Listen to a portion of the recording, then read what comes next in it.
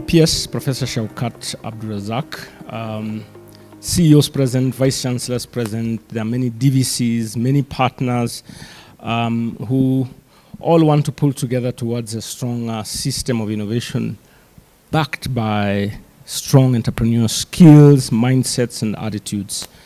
Faculty who are here, who carry the burden of capacity building. Students, several I saw, who have something to show based on skills they've acquired all the time. Good morning, everyone. It's really great to connect again. As you know, we try from the Innovation Agency as much as possible to interface with people. Real people face real issues and discuss what it is that we can do together to make a better ecosystem. We've spent some time over the last couple of years to think through where could we intervene most and best.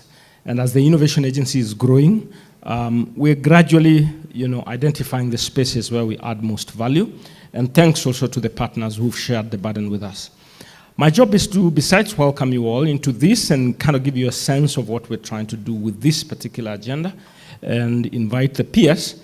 I hope that you'll be persuaded that let's walk together this journey and we have good momentum. So this is it. You will see us paying a lot of attention to venture-based curriculum approaches, and that's why we have the Commission of University Education present. We've got some vice chancellors represented here. Others couldn't make it because they have activities in Machakos. But in a nutshell, the Innovation Agency is trying to build a stronger system of innovation. And there are many things you can use to measure.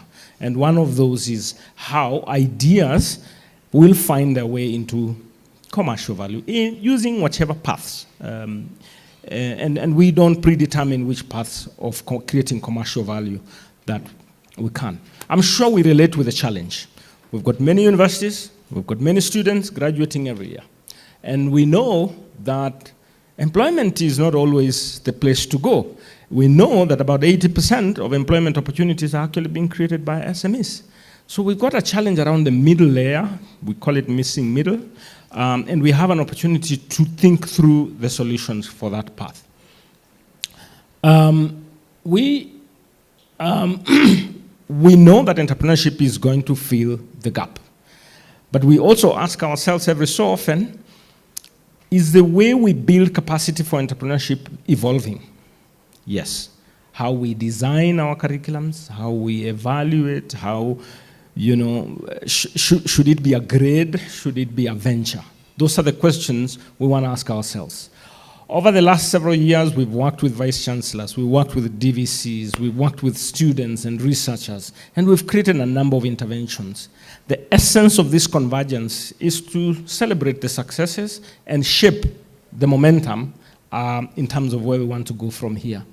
This is the commitment of vice chancellors, and our PS was gracious enough to convene vice chancellors sometime last year, and these were 25 of them from our universities. We have not reached a point where we're working with all of them, but this was a representation of our institutional leaders demonstrating commitment. Through this effort, we have evidence of NIL, which now is coordinating a number of our activities, a network of entrepreneurial institution leaders, exchange programs, capacity building, self-evaluation, peer evaluation, maturity framework, and so on and so forth. And this is bearing a lot of fruit. Why? Because we are pulling together as institutional leaders. So this is a council of NIL. There are 5 trustees and 9 council members. And I'll tell you one thing, this has been one of the most transformative efforts in supporting the higher education efforts for innovation. Many of us know about this framework, Entrepreneurial Institution Maturity Framework. Now we know that that which we measure is what we improve.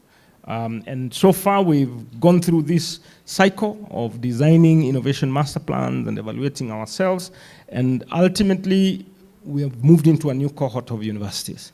And we hope in the course of time we will go beyond even our 24 universities. Maturity Framework has helped us to assess various elements of our institutions.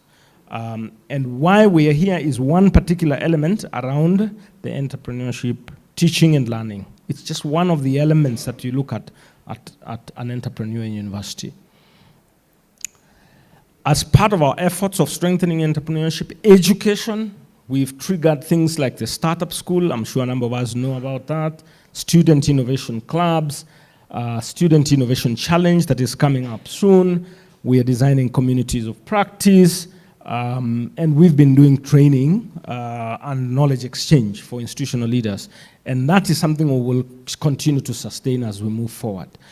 You probably have heard of the venture building program, where we intentionally focused on 3 ventures last year and handheld them. You know, we had a bigger team handholding the ventures than the number of ventures. And there's a lot of success to show out of these 3 ventures, who are now significantly creating jobs and scaling their solutions across the board. Now, we will be paying a lot of attention to venture-based approaches to capacity building around entrepreneurship education, so that it is less of the grade, but more of what comes out of it. Not just at one institutional level, but it becomes more and more of our culture as a country and higher education sector. So this summit, we have players from academia, we have players from private sector, we have a number of partners in the room.